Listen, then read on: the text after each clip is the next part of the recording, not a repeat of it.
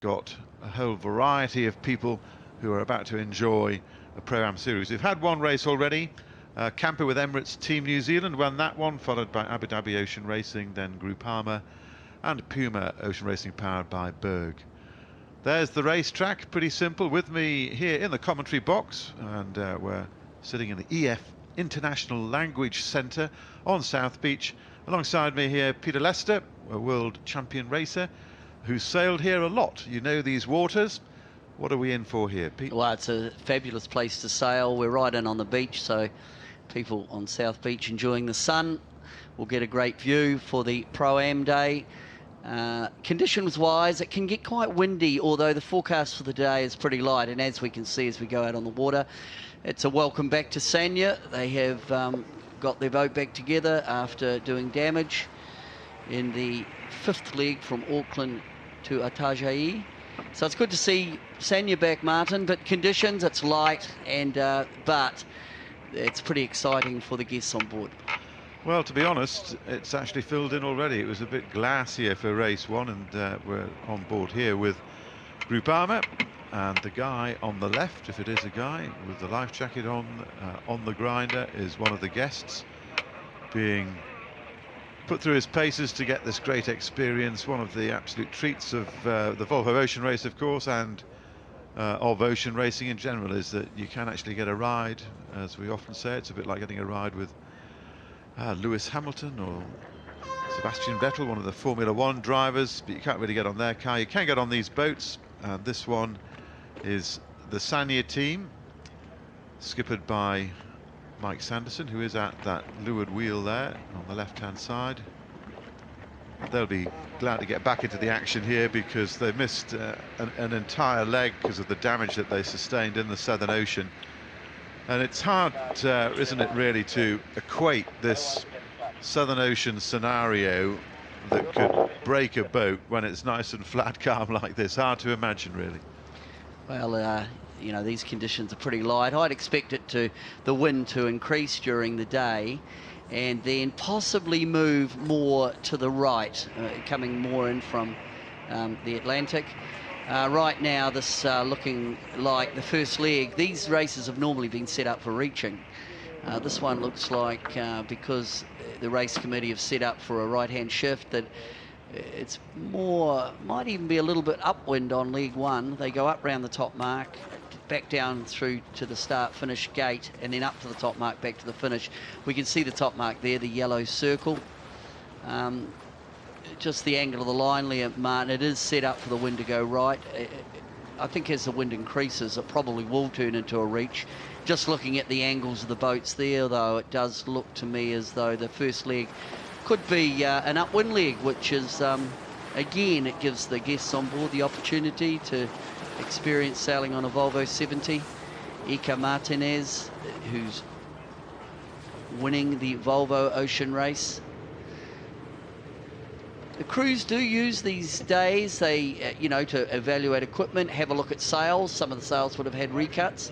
I think one of the fascinating topics now that we've got in with the sail restriction will be how the teams utilise their sails with recutting, and how many teams have got sails left to go into the inventory. And at this, as we now end into the last third of the Volvo Ocean Race, how they utilise their sail allocation, Martin, I think is will become one of the talking points. Well, we'll be finding that out more, I think, when we see the point scoring races that start tomorrow with the import race here in Miami, and maybe we'll see what they call new fruit being unveiled with those who've still got a couple of sails left to pull out a few tricks in their inventory. And it's I guess, I mean, the idea of restricting the number of sails is to keep costs down, but it's put the teams under a lot of pressure, hasn't it? Because they've had to really protect their assets. Yeah, and how you utilise the sails. Of course, each time you damage a sail, how you put the sail back together. But I think the talking point now will be, because new sails are faster than old, there's no doubt about that, but the talking point will be what boats have got what sail allocation left.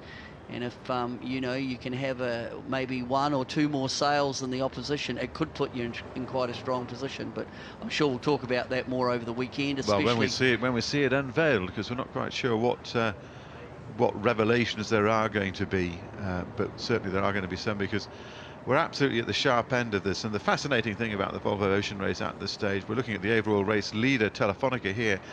But they've had a couple of disappointing results in the last 2 races, really. First of all, the last leg 6, from Itajaí up here to Miami, and it wasn't really their conditions at all. We're on now with Abu Dhabi, but the fact is that we've got the top 4 boats. This race is wide open for any of them. Could actually have a sniff at it as we head to the start. 1 minute to the start of race 2 of the Pro-Am series here at the Volvo Ocean Race in Miami. We're looking back towards, on the courtesy of our friends on Virtual Eye, looking back towards the city. Let's stacking up for an upwind start. We can see we're on board Puma, Kenny Reid, ahead there's Abu Dhabi Racing, Groupama squeezing. The windward boats, the boats closest to the wind, need to keep clear. Down to leeward was Camper. Up to windward of Puma is Telefonica with 23 seconds to go. Abu Dhabi quite advanced on the line, so Ian Walker brings the helm down. As you can see, the sails she's in a reaching configuration. Camper, Sanya at the pin end. Coming up to 10 to go. Kenny Reid there in good shape at that windward end. Up comes the dagger board on the windward side. As they come up to the start, 2 to go. 1.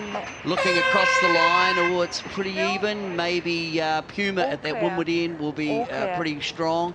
And Abu Dhabi look to be already over the top of Camper. You've got to laugh, really, haven't you? I mean, this is a Pro-Am race. You'd think it wouldn't be taken particularly seriously, but I'm afraid it's absolutely ingrained in the DNA of all these yachties that whatever kind of race it is, you take it deadly seriously. And we do know and talk about the fact that at the end of the day, for the AMs, for the amateurs, then there are the bragging rights, and how seriously it's being taken is revealed here in part by the fact that all the guests are up in the bow of the boat. They are, and that's to just to lift the stern of the boat out of the water in these light air to reduce the drag. So that was on board Telefonica, and we can see the big wide sections, the stern sections of these boats. That's what gives them that amazing performance, or one of the factors that gives them the performance in the strong reaching and running conditions. But in the light air, it is drag, as Kenny Reid just has a quick squiz under the boom. It looked to me as though Puma had a very nice start, just a couple of boat lengths down from the windward end. Yeah, looking good, Kenny Reid. We were amused yesterday, last night. They had the prize-giving ceremony for the last leg of the Volvo Ocean Race that was, of course, won by Kenny Reid on Puma. And the media man on board Puma Ocean Racing, powered by Berg, Amory Ross. Fired a few shots, didn't he? He fired a few shots at his skipper. Got a bit of stick for it. He was alluding to the fact that because the media man, he's the man who's, or the crew member who's bringing you all these amazing images from around the world. They're tasked every day with providing a certain amount of video, a certain amount of audio, and a blog. And young Amory Ross, he picked up, there's an award each leg, and he picked up the award for the best performance on this leg, and then went up, accepted it, and made a short speech about his other job being the fact that he has to prepare the food. And we do know that Kenny Reid exists on peanut butter and jelly sandwiches. Peanut butter, yeah, it's an interesting mix. Camper being squeezed here by Sanya. Sanya are going to pop out underneath the Spanish Kiwi boat. Camper being squeezed, we can see there Sanya, so they've come back into the event. Sanya have come out from underneath Camper, so that'll be a bit of a loss there for Chris Nicholson and his VIP team. Looks, Sanya have got a nice little roll on there, and immediately to windward of Sanya you've got Groupama. Looks like Groupama are attacking away. Certainly it's a long starboard and maybe close to a lay through, but Puma and Camper both being affected by the turbulent wind coming off the back there of the sails of Abu Dhabi. So camp attack, Abu Dhabi looking strong, nice. They've got a nice lane as they head up towards that top mark. Puma, who got the start of the fleet, and then we go back to Telefonica, who didn't get the greatest start, but they survived there. They're in survival mode. But look, the boat on a roll there, Martin. Abu Dhabi. Abu Dhabi. Look at the bow wave being thrust off that boat. Well, she does like these conditions. Yeah, she does, and good angle, good pressure. You can see a little bit more wind on the water there. So Abu Dhabi have really got to roll on. They'd have a couple of knots on and Puma. So the way that's stacking up now, it's, I think Abu Dhabi will be probably around the marker first. Azam is the name of this boat, means determined, and they've had to show some rare determination because they've had a pretty torrid Volvo Ocean race. What with structural issues, a mast falling down, and struggling for speed on that last leg coming up from Itajaí up to Miami. They have looked good in these inshore races in really all the ports. Yep. And of course they won the inshore race when they were in their home port of Abu Dhabi. Very good tactic. And Ian Walker using his dinghy experience. So it's Abu Dhabi ahead of Puma. Abu Dhabi coming round the first mark. They really took advantage in that last couple of minutes just before the top mark there, Martin. A little bit of pressure, good angle. Puma now coming round second. Puma Ocean Racing, powered by Berg. And of all the boats in this fleet that's really begun to hit its straps, this is it. Mar Mostro is the big octopusy looking thing, big sea monster.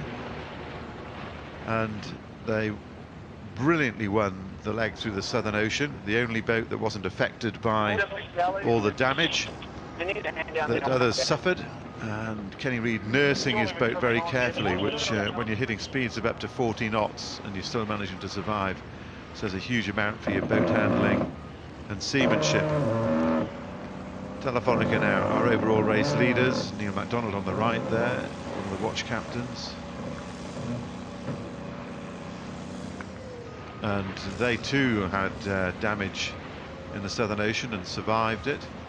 Sanya didn't. They had such severe damage in the Southern Ocean, they had in the end to head back to Auckland. Gut-wrenching decision, but they were faced with the possibility of the boat breaking up underneath them. Scary stuff was revealed when they got back, that when they holed the back of the boat, when the steering packed up and punched a hole in the boat, the stern was filling up, and the watertight doors they described as pulsing under the pressure of water before they could drain. Well, a bit of action there just at the top mark. Sanya were coming in a little bit slower, and I think it means that Camper have got on the inside. Oh, not much room there. So Nicholson just has got one back at Mike Sanderson. And I also saw a flag there, so Cameron, even though it's a pro-am day, it's sort of getting the protest flags out. I'm thinking that these two lads grinding here, I don't think I mean, I suppose that would be a Miami thing maybe, that displaying your rippling muscles. It will be hot work out there, and I don't quite know why they've got over trousers green flag from the umpires. That means there's no penalties outstanding from the umpires there. So Cameron Dunn's attempt to ping one on Camper have come to nothing. Mike Sanderson, bit of a wry smile. Yeah. They're playing the game.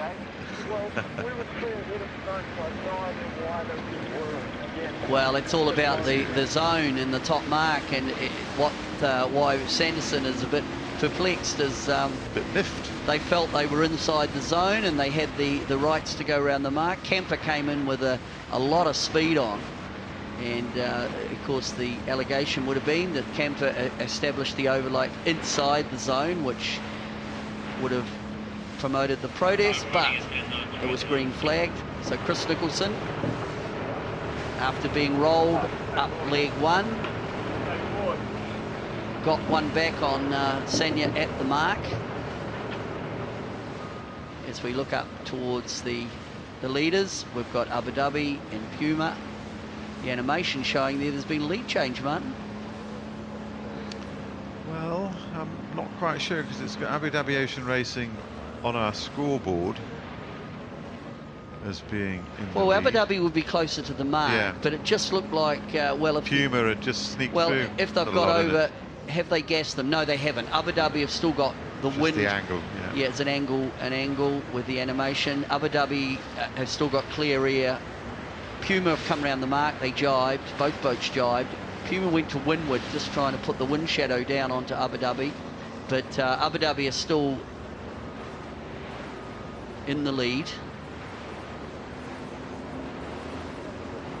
It's got a bit glassy again, hasn't it? Yeah, it has. Well, the wind's trying to come in. It's trying to build, and as it builds, it will go to the right. Anything to the right will give these boats a bit of a header. Look out on the horizon. You can see it's still glassy. And we look out further again. If you look beyond the glassy, See that little dark line? There's a dark line. Now, that could be effect of the Gulf Stream, which is running from right to left. But it also could be the building, developing sea breeze, which you'd expect it to come from that direction. Rome Kirby there on the bow of Puma, and he is going to be the subject of our commentary later, I'm sure, because his dad, Jerry, a veteran of a number of Volvo Ocean races and still sailing at the age of 50. He's joining our commentary team tomorrow. We're looking forward to that. Saw him today. He's in good spirits. He's an ebullient sort of character. He'll be out on the water umpire for the import race and also for the restart on Sunday. Looking forward to catching up with him again. And he has some words of wit and wisdom on the whole subject of the Volvo Ocean race and yachting in general. And he's a regular character, and of course it's quite something when you're watching your young son fulfilling the dream and following in your footsteps. So Abu Dhabi Ocean Racing still in the lead. Coming down towards Mark II, Abu Dhabi, Puma. It was Puma, Abu Dhabi that just got a nice little roll on, good angle as they approach Mark I, and it looks on the second leg as though Abu Dhabi have defended against Puma. Puma are jibing, which would indicate they're not actually laying through under, because they're using just Genoas for their VIP race. They're not putting up their downwind sails, so Puma have elected to jibe away.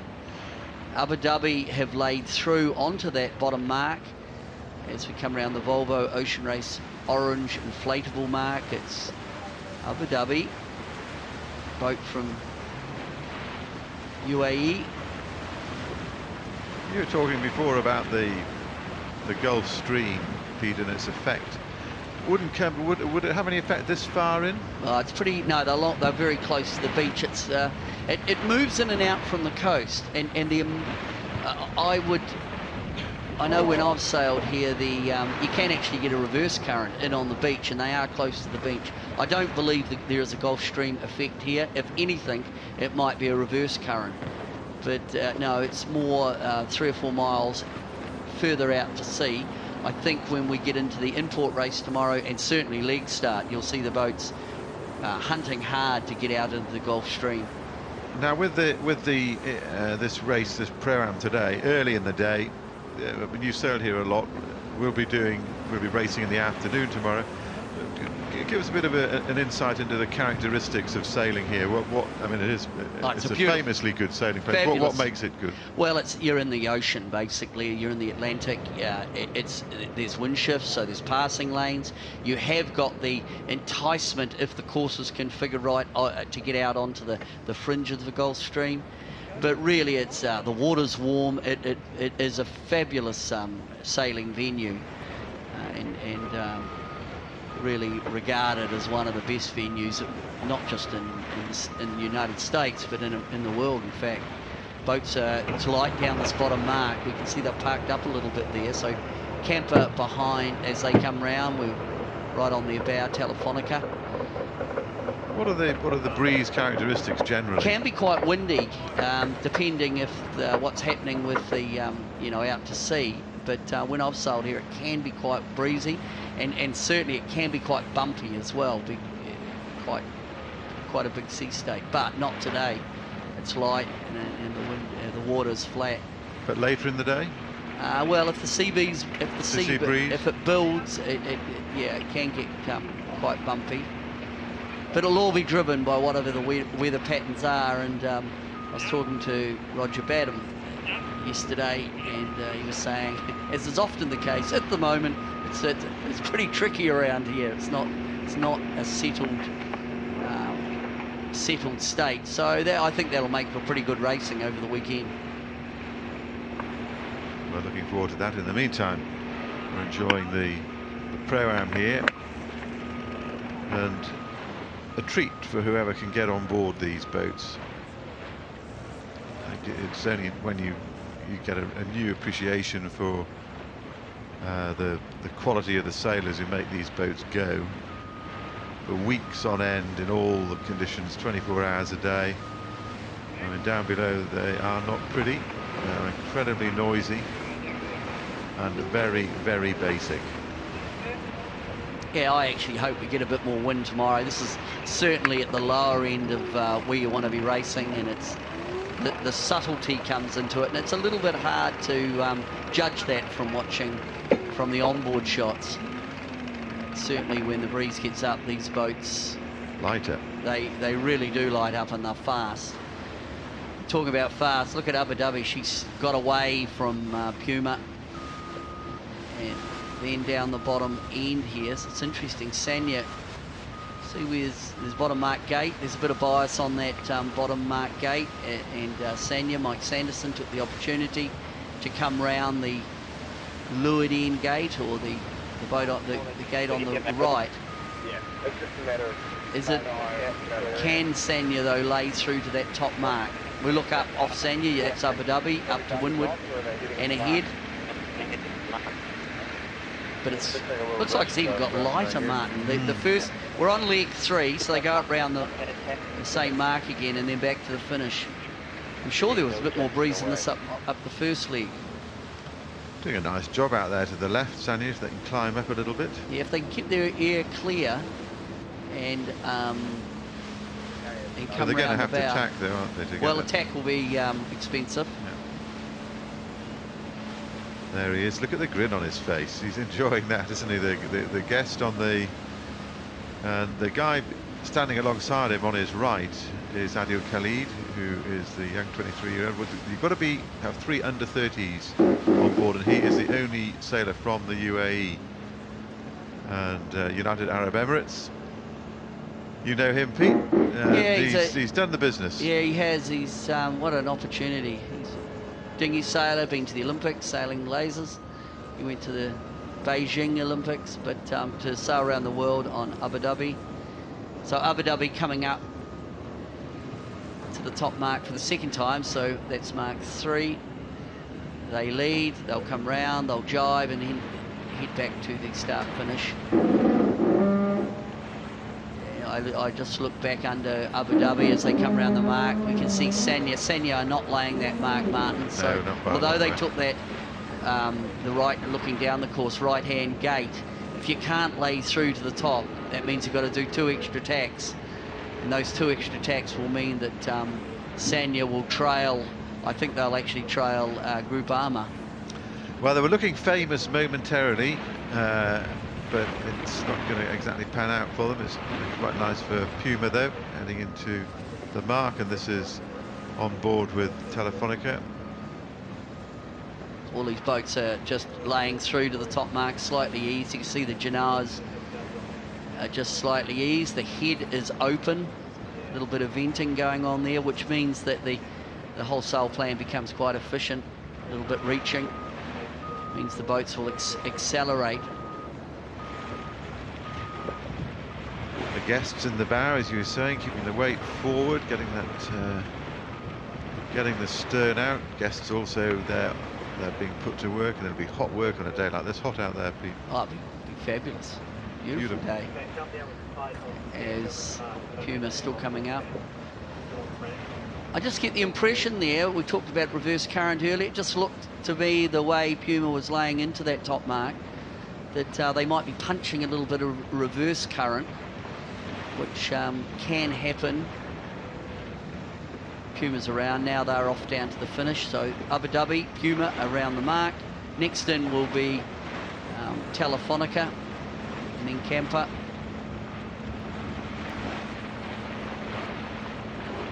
Can read wonders from one wheel to the other. Very relaxed today. I think they've all had a bit of a breather. They had got thumped physically on the race through the Southern Ocean. Very, very physically draining exercise. But the last leg, while it had some absolutely glorious sailing, the tension towards the end of it, particularly between Puma and Camper, who were trying to hunt them down, that was a mental stress. But they've had a bit of a week's break, and for the guys on Camper, that's the biggest break they've had in a couple of months. They just had a day or two in Auckland, and then they just had 1 day in Itajaí, having had to stop in Chile for substantial repairs to the bow of their boat. Well, effectively for the team on Camper, they hadn't had a break probably since Sanya. We can see there how expensive it is for Sanya. They had to tack. They've come round now behind Groupama. Sanya very quiet as they'll go into their tack, so they'll lose even more. Tacking these big boats in this very light air, you lose Expensive. many boat lengths. All happening a little bit in slow motion today. You can see how hot it is. These guys are pouring. Oh, there's a bit of luffing action going there. Look, with Camper and Telefonica. So Camper have got to windward of Telefonica. Guests will be enjoying that. So Camper are making a bit of a move on the Spanish team as Groupama come round. So Groupama, then Sanya. But the two boats that are overlapped and a bit of excitement for the guests were Camper and Telefonica.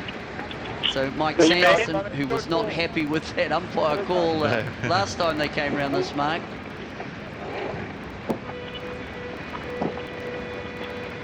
Now, Sanya are getting back into the. I mean, they've had a big break while their boat was being fixed. Take them a little while to gel again, won't it? Yes, it's certainly been a pretty trying race for Mike Sanderson and the Sanya team with broken equipment. And the result of the rudder problem when they left Auckland on the leg to Itajaí in Brazil was they had to return to New Zealand, put the boat on a ship, send it up to the east coast to Savannah, do the repair to the new rudder, and new bearings. But it's great to see that they're back in the race, and again, testament to the shore team. It is the only. It's an old generation boat. Sanya. It was figured in the last race, and has been all done up for this. But it does say something that the damage they sustained that was pretty substantial, and probably a reflection of the beatings it had had in the earlier races. Well, yeah, well, I'm sure that certainly doesn't help, given the work. Abu Dhabi coming down to the finish, so Ian Walker got a good even start, squeezed ahead as they head into Mark 1, and then from there he's defended and extended. So Abu Dhabi Racing are going to take out the second race of the Pro-Am here in Miami, and I'm sure his special guests on board will have joyed. They've got bragging rights over the rest of their colleagues, the guests that are out on the water. So Abu Dhabi come down towards the finish, and she does look good in the light, and Ian Walker enjoys the inshore races, Martin. She does. There it is. That's Azam. A big cheer from all those on board. Bragging rights earned. And there'll be celebrations in due course when they get back ashore for the prize giving later on today. Abu Dhabi flying along. Those colours that they've got there, they represent the coloured tail feathers of the phoenix, meant to bring good luck in Chinese culture on Azam. The elegant bird on Azam. The version they've got here is this Marmostro. It's the big creepy thing, and along with the puma up at the front. Stunning paint job, stunning design. Well, all the boats have certain qualities, but this is pretty outstanding. Puma takes second spot in Pro-Am Race 2 here in Miami.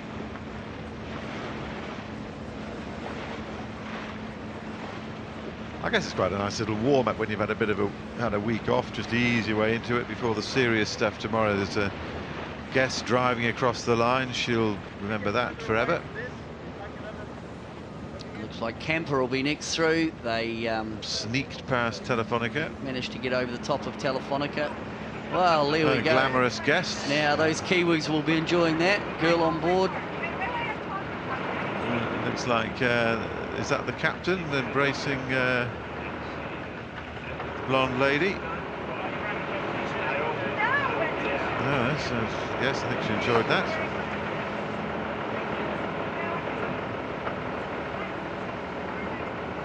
Okay, this is Camper coming across the line, taking third spot. So they had a first in race 1, third in race 2. Podium finish, of course, and a bit of a thrill for the glamorous blonde on board this Volvo 70.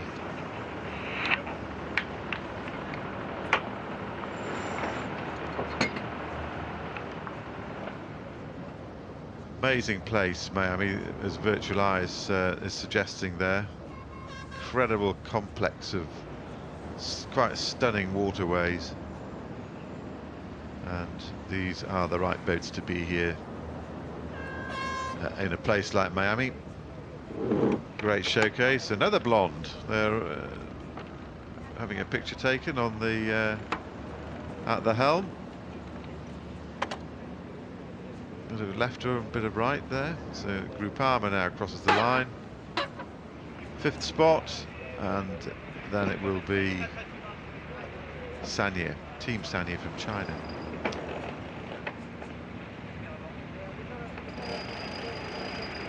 Hot work, as you can see from the grinder there. We'd probably just love to dive over the side and cool off with a bit of a dip.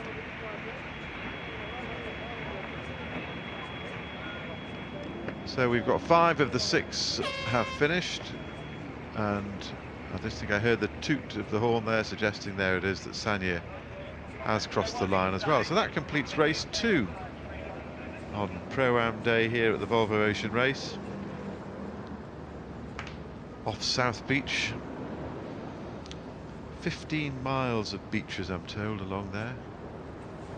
And people enjoying being out there sunning themselves, perhaps recovering from a night at one of the 150 clubs that they've got.